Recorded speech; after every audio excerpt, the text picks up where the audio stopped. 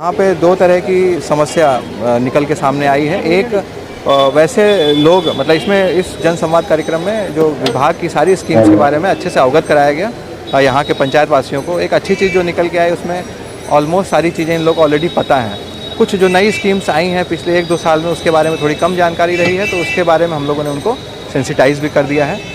इसके अलावा देखा जाए तो जब संवाद की बात आई जो 2 वे होता है, हमने उनसे बात की, उन्होंने अपनी कुछ समस्या रखी, तो उसमें 2 तरह के लोग सामने आए इस जन संवाद कार्यक्रम में। एक उस तरह के लोग जो पब्लिक इंटरेस्ट में चीज़ों को बता रहे थे, स्कीम में कहीं कोई समस्या है या स्कीम में कहीं और इम्प्रूवमेंट हो सकता है, उस तरह की बातें रखें। लेकिन एक अच्छी बात ये निकल के आई कि बिहार सरकार के द्वारा जितनी भी स्कीम जन कल्याणकारी योजनाएं चलाई जा रही हैं उसमें यहाँ पे बहुत कम लोगों ने इस तरह की बात की कि हमको इसका लाभ नहीं मिला। लगभग जो अंतिम व्यक्ति को अंत्योदय उसको कहते हैं लास्ट माइल, हम लोगों ने उसको कनेक्ट कर लिया है। 80% लोग ऐसे थे जिन्होंने अपनी व्यक्तिगत समस्याएं रखी हैं, वो हम लोगों ने नोट कर लिया है प्रोसीडिंग के माध्यम से, और उसको हम लोग निश्चित रूप से हम लोग उसको हल करेंगे। कुछ ऐसे व्यक्ति हैं जिससे हम संवाद नहीं कर पाए, वो पर्सनल प्रॉब्लम्स थी उनकी, तो हम लोगों ने उनको आश्वस्त किया है कि हम लोग वापस से आएंगे 2-3 सप्ताह बाद। और फिर सर भूमिहीन वाला जो भी मामला आया, बहुत सारे लोगों के पास आज भी ज़मीन नहीं है, वो रैन बसेरा या जो उस तरीके का बसेरा अभियान के तहत क्या कुछ पहल की जाएगी? देखिए इसमें क्या है कि अभियान बसेरा द्वितीय सेकेंड पार्ट चल रहा है, दिसंबर तक होना है। तो बहुत लोगों की ये समस्या निकल के आई। इसमें इनफैक्ट 2 तरह के लोग आए कि जिसको भूमि मिली ही नहीं, और दूसरा जिसको कुछ लोगों को मिली है दखल दहानी नहीं हुआ। दखल दहानी वाला नोटेड है, लेकिन ये जो व्यापक समस्या बनी हुई है उसको हम लोग अभियान बसेरा 2 में कवर करेंगे। लेकिन उसमें भी सुयोग्य श्रेणी में जो लोग रहेंगे उनको ही मिलेगा।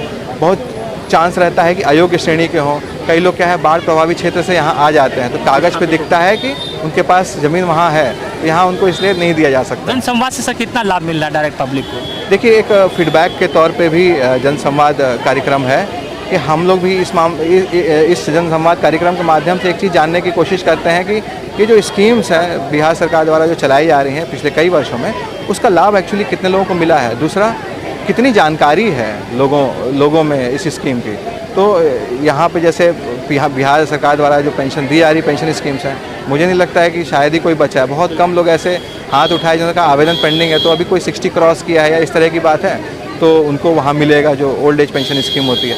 इसके अलावा मुझे ऐसा लगता है कि जो परपेचुअल प्रॉब्लम है इस क्षेत्र की, वो कहीं ना कहीं ज़मीन की ही उपलब्धता को लेके है, जो कि कोसी बागमती के कटाव से उत्पन्न हो रही है। तो वो उसको हम लोग सॉल्व करने की पूरी कोशिश। Thank you sir. उद्यमी योजना के लिए महसूर पंचायत से 2 लोगों ने सर अप्लाई किया सर, उसमें उसको नहीं मिल पाया, इसको क्या करें? देखिए किसी भी स्कीम में 2 चीज़ होती है कि अगर सुयोग्य है तो मिलता है, अयोग्य रहते तो नहीं मिलता है। सर तो बिहार सरकार के द्वारा सर लोक कल्याणकारी योजनाओं के लिए जनसंवाद कार्यक्रम चलाया जा रहा है। आज प्रमुखता सर कहाँ प्रोग्राम है?